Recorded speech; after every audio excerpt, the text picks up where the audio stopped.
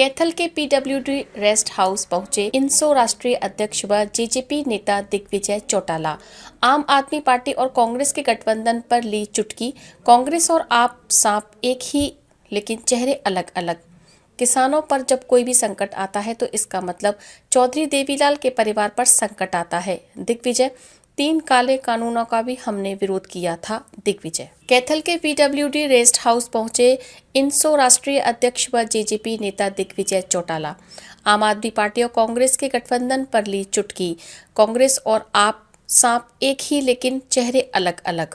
किसानों पर जब भी कोई संकट आता है तो इसका मतलब चौधरी देवीलाल के परिवार पर संकट आता है। दिग्विजय 3 काले कानूनों का भी हमने विरोध किया था। दिग्विजय कैथल के पीडब्ल्यूडी रेस्ट हाउस में इनसो राष्ट्रीय अध्यक्ष व जेजेपी नेता दिग्विजय सिंह चौटाला कार्यकर्ताओं से मुलाकात के लिए पहुंचे। आगामी लोकसभा चुनाव और 3 मार्च को होने वाली पार्टी की मीटिंग के लिए कार्यकर्ताओं से विचार विमर्श किया। कुरुक्षेत्र की लोकसभा सीट पर जेजेपी अपनी मजबूत दावेदारी पेश करेगी।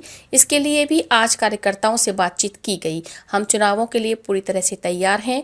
शाहबाद के अंदर हमारी जो रैली हुई थी वो भी पूरी तरह से कामयाब रैली कही जा सकती है। जैसा कि जेजेपी की अभी तक 6 रैलियां हुई हैं जिनमें भीड़ का किसी के साथ कोई मुकाबला नहीं है। गठबंधन को लेकर दिग्विजय ने स्थिति साफ करते हुए कहा है कि गठबंधन का फैसला दोनों पार्टियों के शीर्ष नेतृत्व से करना है कि वो इकट्ठे चुनाव लड़ेंगे या फिर अलग अलग चुनाव लड़ेंगे। किसानों की मांगों पर बोलते हुए दिग्विजय चौटाला ने कहा है कि केंद्र में बैठे लोगों को किसानों की जो मांगे हैं उनको सुनना चाहिए, उसे मानना चाहिए, क्योंकि हमारा देश और प्रदेश कृषि प्रधान देश है और यहाँ की 60% से अधिक आबादी किसानों पर निर्भर है। किसानों पर जब भी कोई संकट आता है तो इसका मतलब चौधरी देवीलाल के परिवार पर संकट आता है। 3 काले कानूनों की जहां तक बात है वो जायज थी और वो वापस होनी चाहिए थी। बड़े मजबूती से हमारी पार्टी में कहा था कि वह वापस होना चाहिए। एमएसपी हरियाणा और पंजाब 2 ऐसे प्रदेश हैं जहां पर ज़्यादा फसलों पर दिया जाता है। इसके लिए पंजाब के मुकाबले हरियाणा में अधिक फसलों पर एमएसपी दिया जाता है।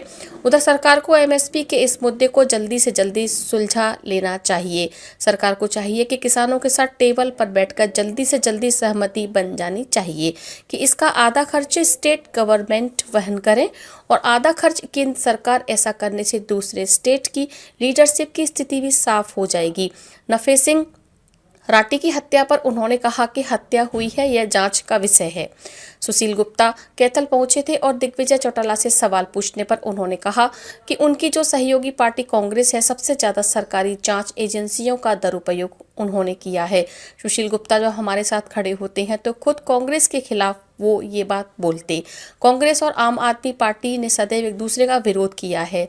इस चीज का इतिहास गवाह है कि आम आदमी पार्टी कांग्रेस के विरोध में जन्मी थी, मगर पहली जो सरकार बनी उनमें से ये दोनों इकट्ठे हो गए।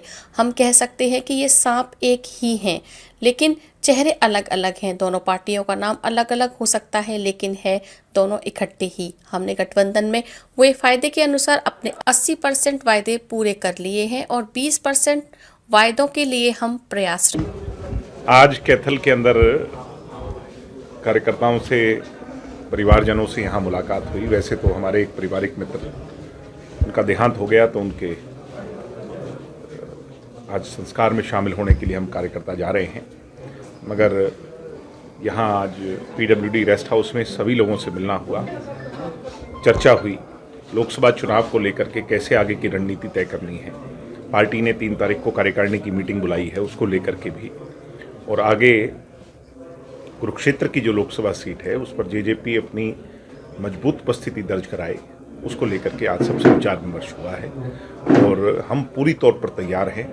हमारी कुरुक्षेत्र की रैली भी बहुत कामयाब हुई थी। शाहबाद के अंदर जब हुई थी, सिरों की गिनती के मामले में आज जो 6 रैलियां हुई उसमें जेजेपी का कोई तोड़ नहीं। जेजेपी पूरी तौर पर दुष्यंत चौटाला के नेतृत्व में बड़ी मजबूती से अग्रसर है। अभी तक फैसला हुआ है कि इकट्ठा लड़ेंगे या अलग अलग लड़ेंगे? देखिए, ये फैसला दोनों पॉलिटिकल पार्टियों के शीर्ष नेतृत्व ने करना है और मेरे कहने से उसमें कोई तब्दीली नहीं आएगी।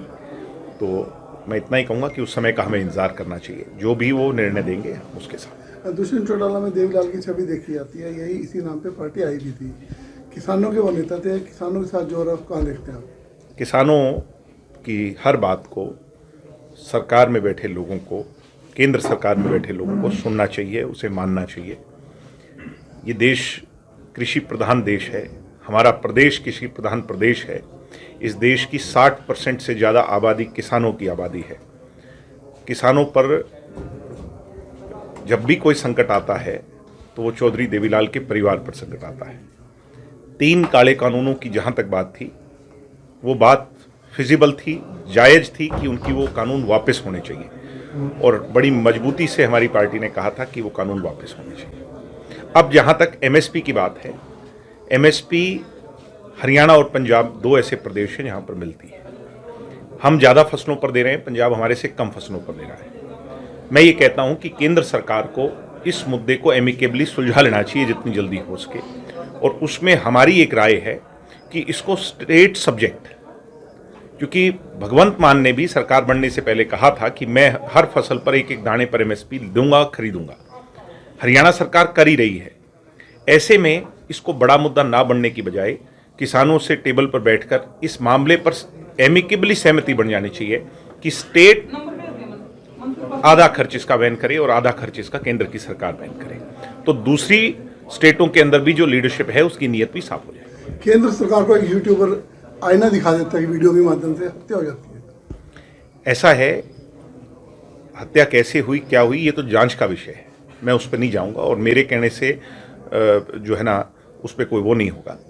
मगर मैं ये कहता हूं कि किसानों पर कोई भी संकट आता है तो हमें उससे पीड़ा होती है। मैं फिर कह रहा हूं कि ये स्टेट सब्जेक्ट इसको बना देना चाहिए।